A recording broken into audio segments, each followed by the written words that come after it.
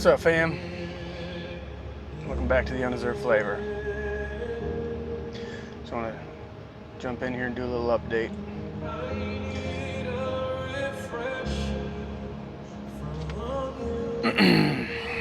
Journal entry today. I have a week to move out. Wife is kicking me out. She wants a divorce. I have no money. I have no place to go. I have court in 1 week. The charges are unfathomable. What I'm being accused of is unfathomable. 8 felonies, 3 misdemeanors. I'm facing so many insurmountable things. I can't even think clearly enough to know if I'm leaving anything out. It's not a mountain, it's a mountain range.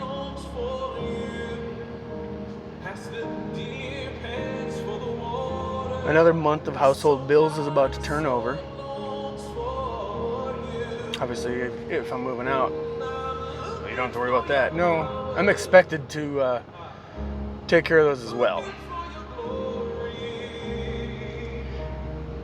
Father, I've seen you come through for me so many times, but I feel like your disciples, when you fed the 4,000, how they had not remembered the 5,000.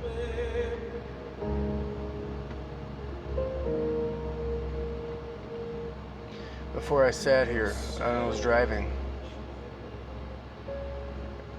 It came to me and I spoke out. I do not see a mountain. I see victory. I do not see a mountain. I see a testimony. I do not see a mountain. I see love, triumph, victory, a testimony. If your eye is light, your whole body shall be light. If your eye is dark, oh, how dark your body is. I don't know how that verse is verbatim, but I know now there's a deeper meaning to that passage than what we typically assume and ascribe to it. It has to do with faith and blindness, sight and blindness. When you are walking in your way and you look up and see a mountain, do you see an insurmountable obstacle, or do you see your next testimony? Your next Jesus having fed the 5,000 and then the 4,000. Your next calmed storm.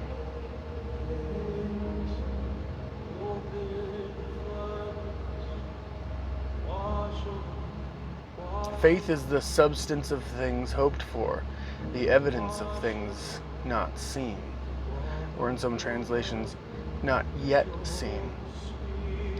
What do you mean evidence and substance? You're walking as if it is already behind you, and the victory is nothing but a testimony at this point. The overcoming is now a story to be told. The mountain has moved. It has been overcome. It has been dealt with. I have one way through this. I have one way forward. And it's only through God, through Jesus. I'm facing serious prison, divorce, loss of seeing my kids get raised, or seeing my kids grow up and raising them.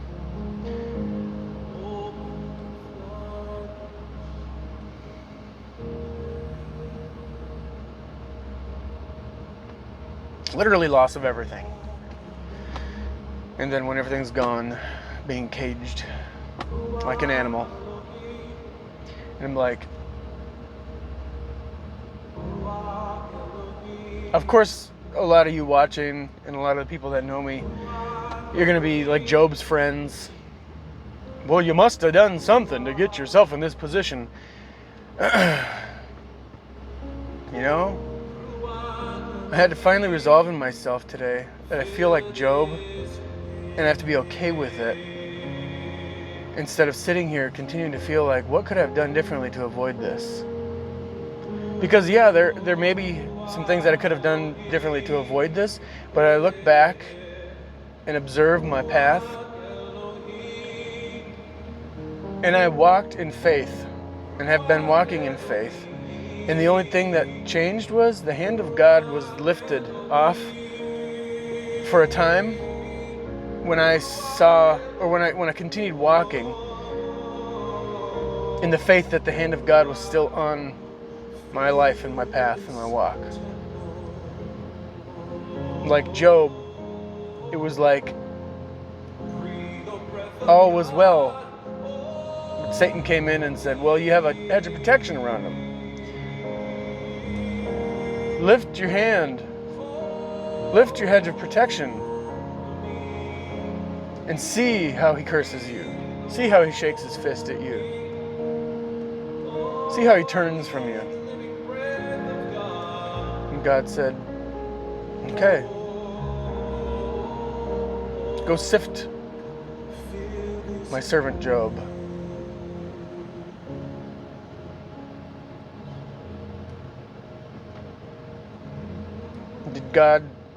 Did Job shake his fist and curse God and wish to die?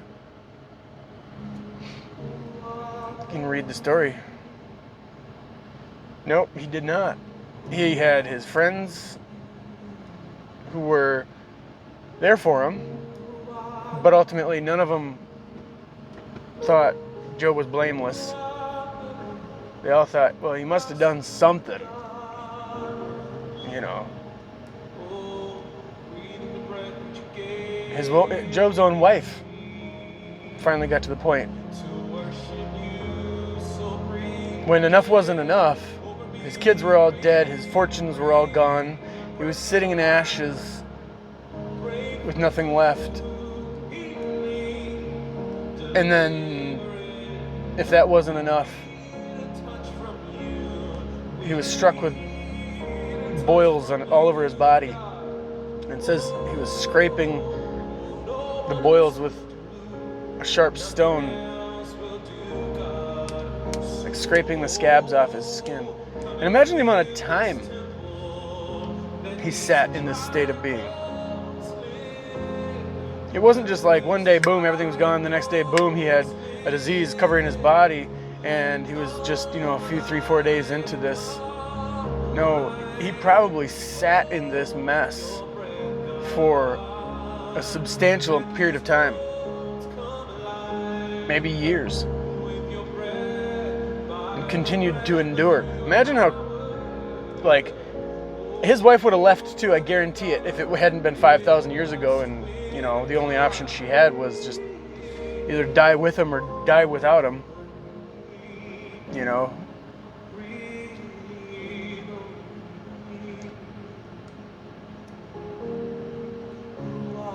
Back then, women were a dependent of a man, just like a child. She was stuck with him. Today's different.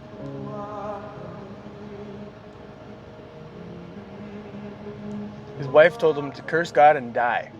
His wife was done. His wife saw a different side of the story. His wife may have actually lost faith in him. She might have thought as well, he did something, or he wasn't perfect, or he could have prevented all this. He should have prevented all this.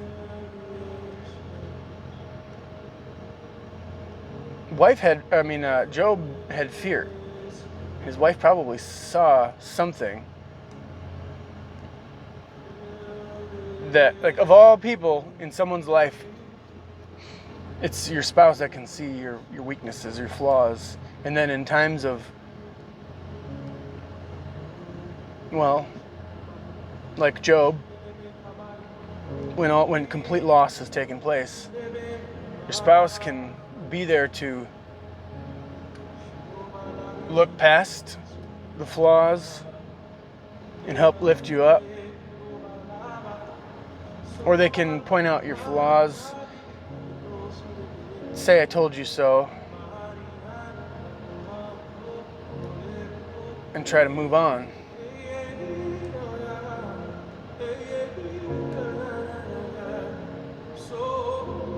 But at the end of the day, it's all about a test. Look at Job's test. Did he shake his fist at God? Everybody who he had left basically turned on him.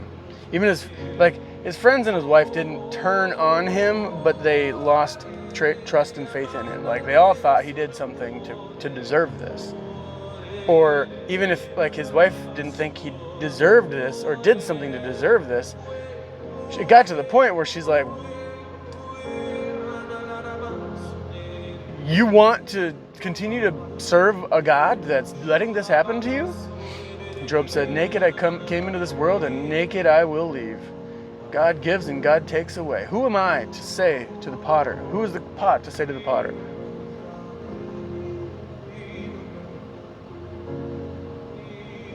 And what happened?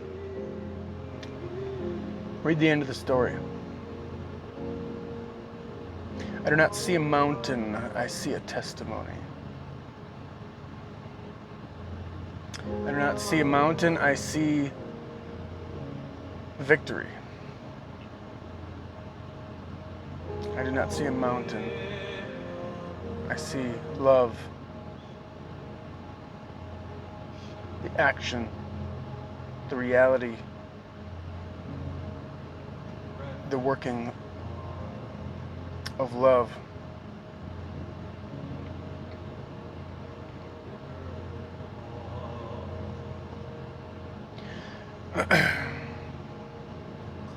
Not much else to it today. I'll do what I can to get back, put up another video when I got more for you. Taste and see that the Lord is good.